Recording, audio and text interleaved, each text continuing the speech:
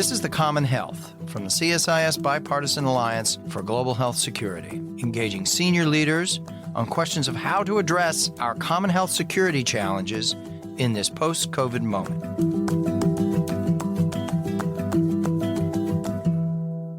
I'm delighted today to be joined again by a good friend and leader, Vanessa Kerry. Thank you so much, Vanessa, for joining us today. Thank you for having me. I'm very grateful for this conversation. Vanessa is an American physician, public health expert, and advocate. She founded the nonprofit Seed Global Health 14 years ago.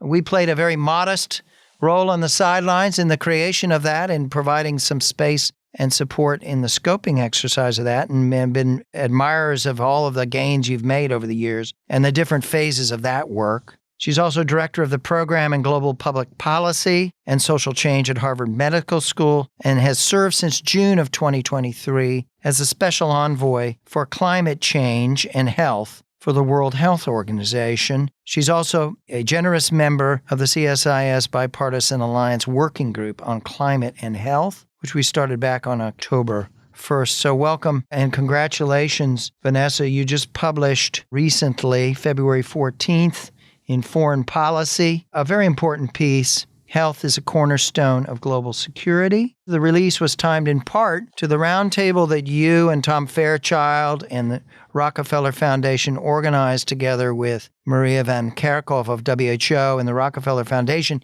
on this same topic at the Munich Security Conference, which I was able to join in, which I thought was quite an important moment here. Let me ask you first, before we get into the details of your argument, what motivated you to take up this argument at this moment in time? It tracks closely with a commentary that Catherine Bliss and I put out on January 31st, CSIS commentary, the Health, Climate, Security Triad, and they were kind of parallel and complementary in an important way.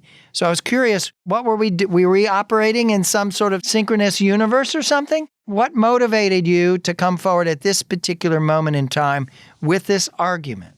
Well, thanks, Steve, for your leadership and for CSIS for hosting this conversation and for the work that you did also at Munich on climate and security and for the piece that you and Catherine published. I think this argument has actually been the actual nidus to start writing about it and to really put an argument forward finally and sort of publicly came about in September at the UN General Assembly when Dr. Tedros, the head of the World Health Organization, and I were doing I don't know what we're allowed to call it anymore. We're having a conversation with each other at the Foreign Policy Forum about this moment in time, climate and health, the urgency of it. And in that conversation, I sort of shared the comment, Dr. Tedros started talking about the fact that we spend billions on defense, but we don't spend it on health. And I rebutted to him, health is our defense. And I mean that quite literally because, what I've noticed over the last 14 years or 20 years of doing this work and having worked in resource limited settings, having worked in the United States as a physician during the COVID pandemic and in ICU and doing this, if we don't have our health, we don't have an economic market, we don't grow our GDP, you don't have a workforce for your company. In fact, there's tons of data that demonstrate that worse health leads to absenteeism and drops in productivity, that we know that NCDs cost the US and other GDPs, billions of dollars over time. And if we're not treating it, and further, we saw in COVID that pandemics don't know borders. Economies shut down, countries took, strong nationalist views against each other. And so we've seen repeatedly over time the profound impact that health has on our society, our politics, our economics, and frankly, our security, whether it's community, national, or global security. So that's on backdrop, and the work that I've done has experienced that firsthand as we've been building a health workforce in sub-Saharan Africa, or whether it's been in an ICU here in the United States. But it crystallized for me in that moment in that conversation that that's not the terms we necessarily talk about it in public, and that we're not necessarily bringing forward the full scope of evidence to help folks outside of the health sector understand how much health matters. Just to give an example, climate is actually driving a health crisis globally, and people don't think of it in those terms. In the United States, half the US workforce is actually being impacted by the health impacts of climate change. Only 17% of CEOs are thinking about that. And so there's a disconnect, right, about how we're managing that. And yet, if we get sick or we get sick from extreme heat, we don't go to work. That's a productivity issue for our companies. So the nidus for this really came out of that one conversation. We timed it for Munich because that was a security-focused conversation, and we thought it was important to raise this into the security community as a first point, which I imagine you and Catherine were also thinking about. But the background for doing this has been a long time in the making. Yeah. And we can go into some of the data and stuff that I've been looking at to think that through.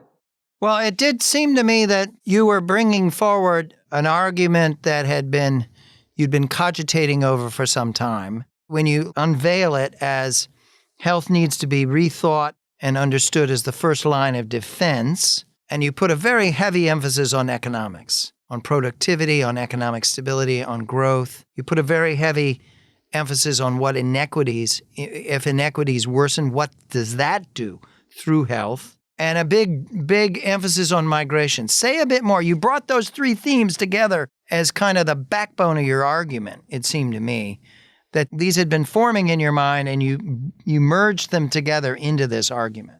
Well, really the synopsis of the piece was intended to redefine two things. One was to define the fact that we have to rethink health as defense, because poor health is not just a matter of our own personal well-being. It's truly a driver of instability across a number of things: economics, security, inequity, political. And so we know that it undermines economies, it deepens inequities, but that actually, and inequity is now a term we're not supposed to use, but the reality is when people feel that they don't have the same opportunities as others, or there's that sense of growing divide, it does lead to political unrest. There's data that actually demonstrates that, but we don't think about these things as such. And so the first was to kind of define health as defense, but the second was also to broaden the argument of global health security too, because traditional paradigms of global health security are pandemics and biothreats. But I'm trying to make the argument that actually if someone's chronically sick from a non-communicable disease or mental illness or depression, that actually undermines their ability to be part of society. And it creates a nidus of instability in a community or society that actually at scale becomes a problem if multiple people are suffering this. So when people get sick, for example, on a microeconomic standpoint, it actually pushes households below the poverty line. There are studies that show that, the presence of a non-communicable disease in a household can drive up to 30% of households below poverty line. If a person is an employee, that will then impact into a workplace. And so U.S. illness actually relates to lost productivity, for example, for businesses of $575 billion annually. That's illness in the U.S., one country. That's a huge amount of money for us to lose. That then feeds into our national GDP, which has ramifications. From a security argument, poor health and inequity go hand in hand. If you are poor, you're more likely to be sick. And if you're sick, you're more likely to be poor. That actually can foster discontent and weaken social cohesion, where there's a linear relationship between inequity and political unrest and actually governments getting voted out of office. And poor health is a driver of migration, where one of the drivers of people fleeing their home country is a lack of access to services. I was on a call earlier today that talked about the fact that a lack of services leaves room for organized crime and others to come in and fill that gap. So we're also going to see potentially a rise of organized crime if we aren't strengthening health systems. These specific points are also within a larger milieu of the fact that climate change is creating worsening inequity, driving health burdens globally, and making all of these challenges harder. And the financial divide that we're seeing in the world today between the consolidation of wealth into fewer hands and the growing number of poor that are going to happen are also going to feed this unrest and reduce access to services and access to quality healthcare. So that you're going to start to see vicious cycles kind of start to be created that are going to be problematic and that are going to be counter to not only the progress we've invested billions in towards sustainable development goals and other goals, but are going to be counter to the goals even that nationalist governments want, which is their country first, but countries are going to be destabilized by these phenomena too.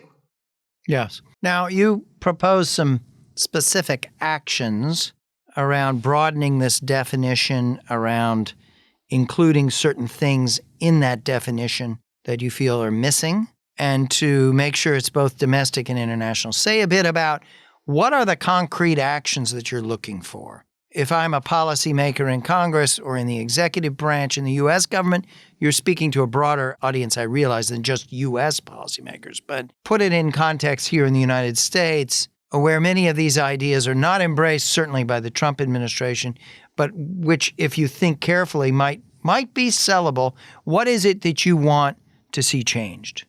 I mean, I think, so number one, there has to be the broadening of this understanding. I think the non-health sector, so I think the health sector is bought in, but the non-health sector actors, private sector companies, finance institutions, governments, those that have traditionally prioritized security or economic or trade sort of priorities over health priorities, I think there has to be an understanding of how health actually feeds into that larger rubric, and that health matters, and that we should be introducing metrics of health into our economic conversations and into our security conversations, because you cannot extract health from those key points. And so really trying to make that case more succinctly to the non-health actors is important, such that this becomes a priority. Health also has to be understood. It's not a sunk cost, that it is actually an investment. If you just look at workforce, so the health sector is a growing sector of GDP in most countries around the world and has the potential to be a massive job creator. So as we invest in health, we're not only investing in the health and well-being of people,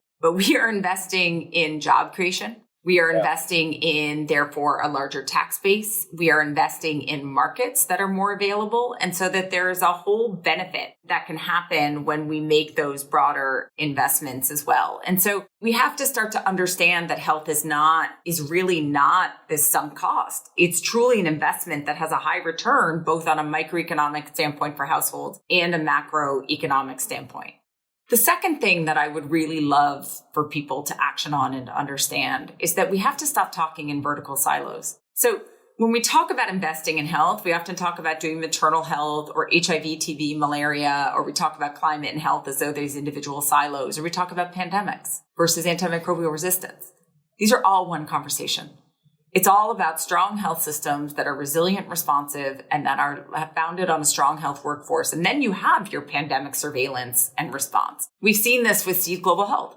Seed has trained over 47,000 doctors, nurses, midwives. And thank you, Steve. You were more than a small part by creating that opportunity for folks to come together to think this idea through. We've trained over 47,000 doctors, nurses, and midwives who are in service to over 76 million people. What that looks like is that when Ebola breaks out in Uganda, we can train 4,000 healthcare workers very quickly to create a perimeter ring in partnership with the government who can track, trace, and identify the disease and help stop it. And it tracks, even in the absence of vaccines being available. When cholera breaks out in Malawi, which had the largest and longest cholera outbreak it's ever seen in its history, shut down schools, shut down businesses, talk about impediment to development. Healthcare workers were able to not only protect services for women delivering babies, but respond to cholera. So we need to realize that there aren't silos, actually. There is the ability to kind of manage all of these things very efficiently through more holistic health plan investments.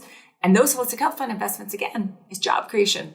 It's pandemic prevention, it's climate, it's all of these things at once. But we have to start to rethink how to be more efficient. And in this current moment in time, the efficiency of our investments are going to matter immensely. And then I already talked about broadening the health security agenda, which I think is important because it does change how we talk about it. We also, though, have to think about the fiscal space.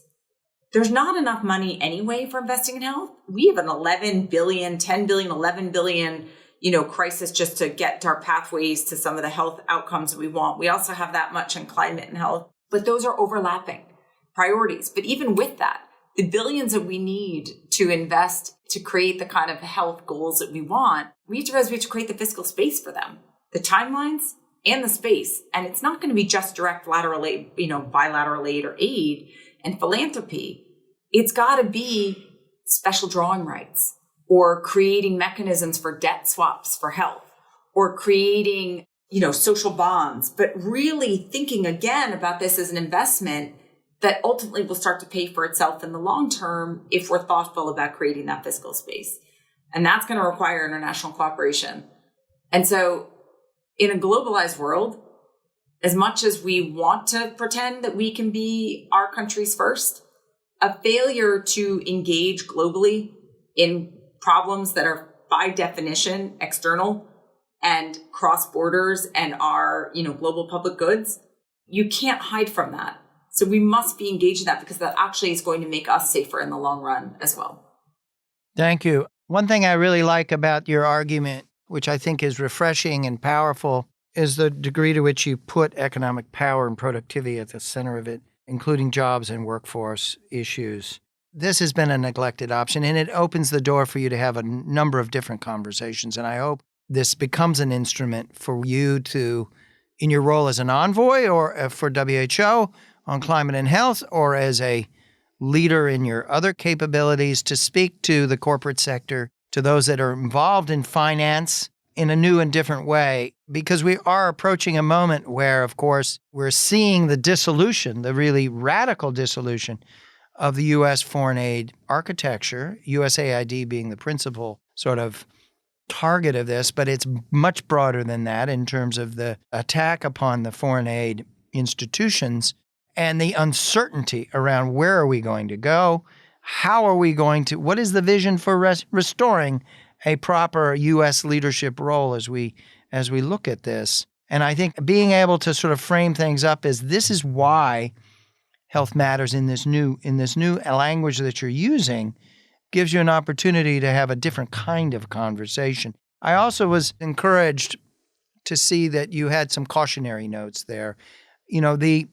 There's a drive, not just in the United States, but there's a drive in Europe and elsewhere where migration has become such a fire alarm issue in so many constituencies and so many political systems, where there's an urge, increasingly visible urge, to try and control migration across borders. And the health security component of this can become a sort of malevolent element in this. And how do we guard against that? It's a very astute, nuance, right? Because migration is real and people are going to be moving more. And as we see increased pressure on resources, increased pressure on health services, as existing health systems that are already fragile or vulnerable go under increased demand from climate change or the absence of resources now that have been there, people are going to try to move more.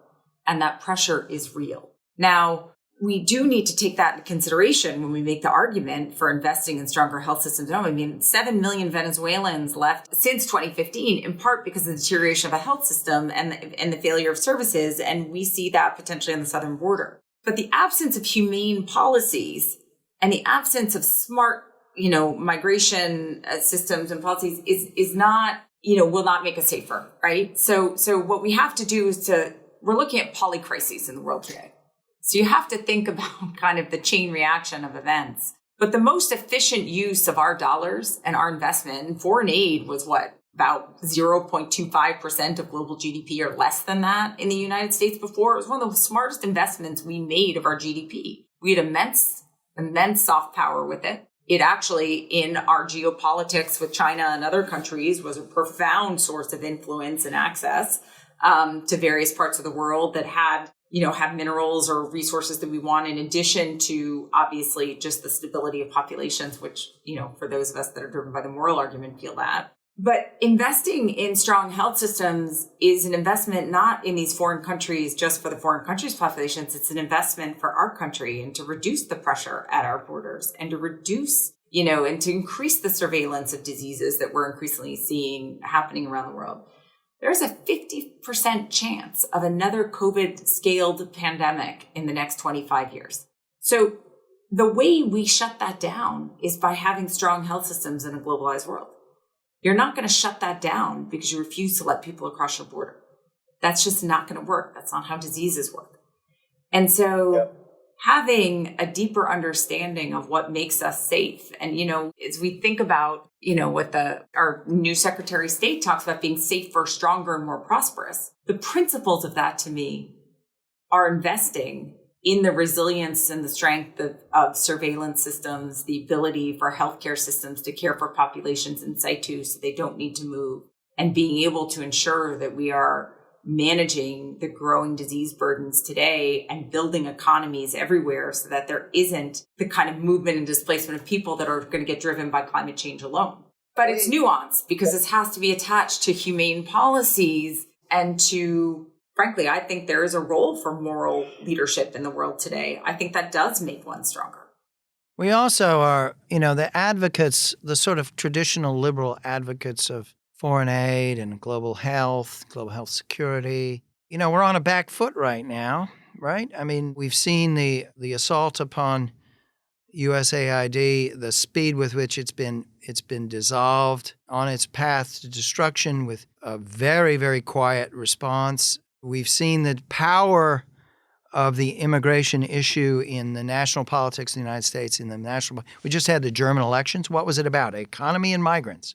What was our election about? Economy and migrants. We have to be a little humble and self-critical about, we missed some things. We missed some things about foreign aid reform. We missed some things about the weakness of the constituency. And we missed a lot about how we talk about migration in this period. And so intermixed in that are a set of challenges that really are going to come forward in trying to come up with a new argument around global health security, U.S. national interests, and the like. And I think you've helped us in your argument. We really do need something that's more humble and introspective, but also grounds this in things that speak to people who are very skeptical, speak to people who are pissed off and skeptical of foreign aid and pissed off and skeptical about migration. You're right. The reality is, people want to know that they have opportunity. They want to know that they can put food on their table that they can afford. And they want to know that their families, can be cared for. And I think that elections are won on the ability to communicate whether or not you can keep people safe and create opportunity. And in many ways, the challenge, I think, of this is communicating truth and fact in terms that people can understand and really feel and relate to. And at the end of the day, it is going to be largely driven by economics, but that is the power of helping people understand the economics of poor health and the real economic cost of poor health for a household. And the importance of that, not just within our country and investing in the health and well-being of Americans, but the health and well-being of people abroad actually affects our health and well-being too. Because it turns out, if things are manufactured in another country and that workforce is getting sick and they're not able to produce things, the costs go up. So there's very direct relationships, even in other countries, with poor health and the costs and the things that we might see in this country. And I think that the ability to communicate that in a apolitical, non-partisan way that is driven by sheer evidence that people can feel and see is going to be critically important. And I think that what this election was a referendum on making sure that we're creating opportunity in America and for those that have felt that they haven't had it, for better or for worse. And I think the reality is, to me, that starts with your health and well-being, your ability to go to work, your child's ability to go to school, but that is deeply linked to the health and well-being globally. So I don't know how you pull these arguments apart, but I think there is a path forward to be able to communicate this and to help people understand just the fundamental necessity of health for multiple goals that are not just the moral well-being, but it does have to be rooted in the evidence and science, which is quite real. And we have plenty of that. It's a question of communicating it and making it known to those that pull the levers of policy and investment. Vanessa, we're in a kind of dark moment at present. We've, in the midst of this, we're a little more than a month beyond the inauguration, and we're seeing this cultural revolution sort of unfold in front of our eyes with Musk and these youngsters that are his sort of red guard going after in different institutions. They picked on foreign aid as a display case, as a pelt to demonstrate the manner in which they can operate. It's delivered shock. It's destroyed a major institution in our world. It's not a major institution in the bigger world of Medicaid and Medicare and Social Security, things that are terribly important to most Americans for their lives and security. But beneath this, even if Musk's reached the end of the road and the Doge Red Guard go away, we're still facing a situation in which liberal Democrats have been slow to respond to this crisis and are themselves a bit confused and conflicted about which way to go. I mean, some like David Axelrod, Rahm Emanuel saying, we need to preserve our political capital for much bigger battles than foreign aid. And we've got those Republicans who've been stalwart supporters of bipartisan foreign policy, foreign aid initiatives, have gone silent and need to be sort of reanimated in a way. So we've got challenges all around, and and it at the moment looks fairly dark. So my question to you is like, how do you see the optimistic path here? How are you thinking about the next year or beyond? What's a pathway that you think is feasible, realistic, by which we can begin to overcome some of these things? I think, the question of how do we create the kind of positive change that needs to happen for this moment is a question that we're without question in uncertain times. We're facing huge policy changes and big shifts that are very seismic. And there's been a real kind of whiplash and focus that we've seen through different administrations, even in just recent years. And I think that where I see this is that with these rapid shifts in uncertainty and the kind of uneven ground that we have witnessed over the last years, what that to me is a signal is that we just have not gotten it right.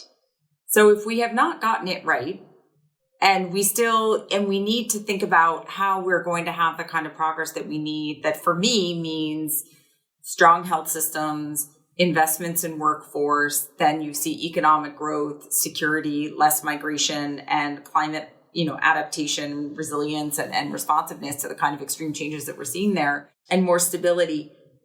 To me, that comes from taking this moment and asking, okay, where is the evidence of things that have worked well? Where can we pilot opportunities to demonstrate new ways of doing things? There are examples through history that we have ignored. If you look at a country like Rwanda, that went through a horrific genocide, was very low on multiple indicators globally in terms of health, economic growth, development, all sorts of things. Just to look at one example of what they did, they invested in the strength of their health system, decentralized primary care, financial risk protection, and they invested in a health workforce. And what you've seen is the most precipitous declines in TB deaths and HIV deaths on the continent in the history of time is supported attracting private sector investment and ultimately leading the country onto a pathway to becoming a middle-income country. Other countries can follow that kind of pathway. Malawi has a goal by 2063 to be a middle-income country, has a single health plan. It needs its donors and funders to come behind it and to support it, and to be able to get behind that plan and a single set of metrics. And maybe that actually allows us to do more in health, pandemic preparedness, climate resilience and health in a more efficient, cost-effective way that generates a workforce that can manage cholera, NCDs, maternal health, that leads to private sector investment and transforms a country from being the 6th to 12th poorest in the world into one that truly is middle income. But we need to decide that we are going to make those kinds of investments and to create that fiscal space for the country to do that. So I guess what I'm saying, Steve, is that I think there's an opportunity to take the humility of the moment and say, okay, what do we know to be true? What do we know that has worked? How do we double down on that and demonstrate that, and then actually watch the signals and invest in it deeper? And I think that's one pathway and opportunity forward. And I think we have to.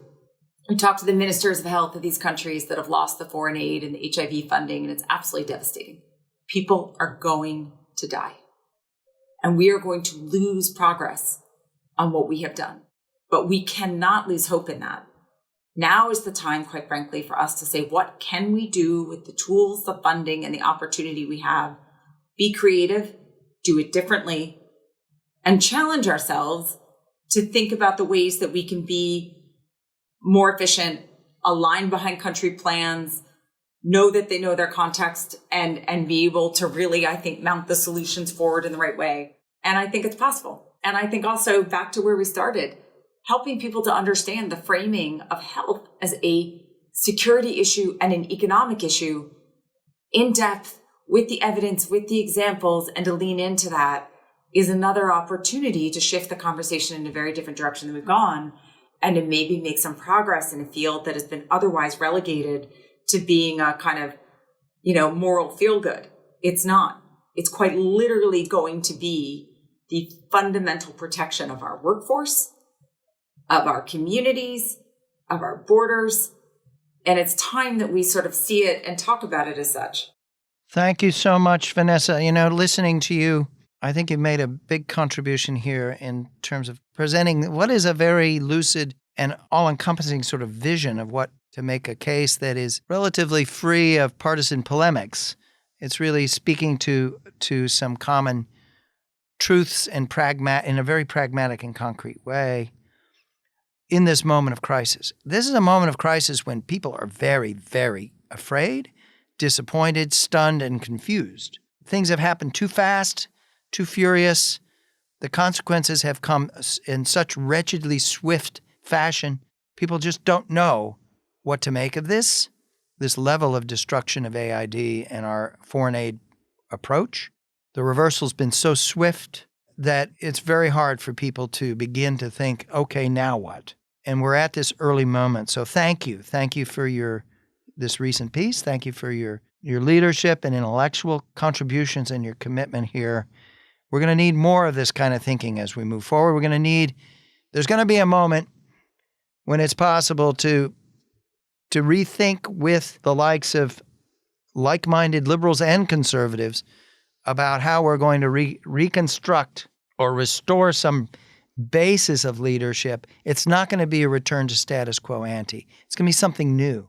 It's going to be something coming out of this devastation. And we're going to have the intellectual grounding for this. And I think you've helped us here. Thank you. I hope so. Thank you, Steve, for having this conversation and for having me join you and for your leadership. Thank you for listening to the CommonHealth. If you enjoyed this podcast, please give us a follow and leave a review. To learn more about the CSIS Bipartisan Alliance for Global Health Security or listen to other CSIS podcasts, please visit csis.org.